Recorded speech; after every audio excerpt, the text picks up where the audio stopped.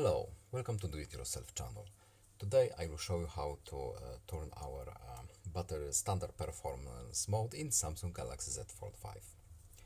This is our default mode for our battery in this phone, but if it's for whatever reason changed, I will show you where to find the option to turn it back on in our default standard mode. So, settings, then we are looking for battery and device care, and this is hidden menu. Here we have to tap battery here, and then more battery settings, performance profile. Now it's set as light, so let's go back to our standard mode, back out, and that's it.